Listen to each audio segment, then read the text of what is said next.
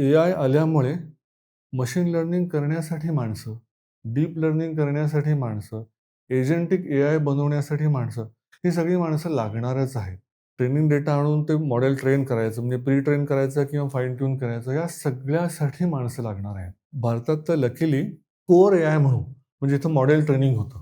त्याचे जॉब्स कदाचित रिलेटिव्हली कमी येतील, कारण का ते थोडेसे रिसर्चर लेव्हलला जातात. आपल्याकडे त्याच्या असोसिएटेड जॉब्स येतील. त्यातले 2 महत्त्वाची क्षेत्र म्हणजे डेटा इंजिनिअरिंग. या मॉडेल्सला बनवण्यासाठी विविध ठिकाणून डेटा आणावा लागतो आणि तो नुसता आणलेला डेटा आहे तसा ट्रेनिंगसाठी वापरता येत नाही. त्याला क्युरेट करावा लागतो. तो डेटा क्लीन करून नीट ट्रेनेबल, प्रशिक्षित करण्यायोग्य तो बनवून द्यावा लागतो.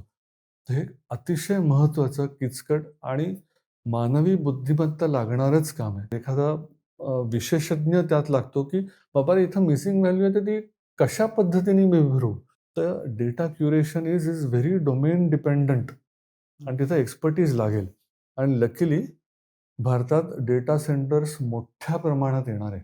Google, Amazon, Microsoft यांची साधारणतः मला वाटतं $70 बिलियन इन्व्हेस्टमेंट येत्या काही वर्षात येऊ घातली आहे.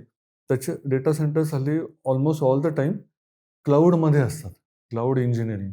तर हा भाग मात्र जोरात असणार आहे. दुसरा त्यालाच असोसिएटेड, त्याला संलग्न भाग म्हणजे ML ऑप्स. मशीन लर्निंगसाठी लागणारे वर्कफ्लोज जे मॅनेज करतात. काही वेळेला डेटा हा रनिंग असतो, कायम जनरेट होत असतो. मग तो आणा, मग त्याला क्युरेशनची पाईपलाईन लावा, मग ते मॉडेल ट्रेनिंगमध्ये न्या, मग टेस्टिंग करा. हे सगळं 24/7 करावं लागतं.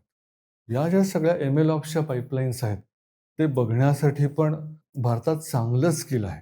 त्यामुळे एखाद्याने हट्टी न राहता, की मी फक्त फाईन ट्युनिंग करणार, असं न करता जर अलाइड फील्ड्स, त्याच्या संलग्न क्षेत्रामध्ये काम केलं, तर नक्कीच उज्ज्वल भविष्य आहे.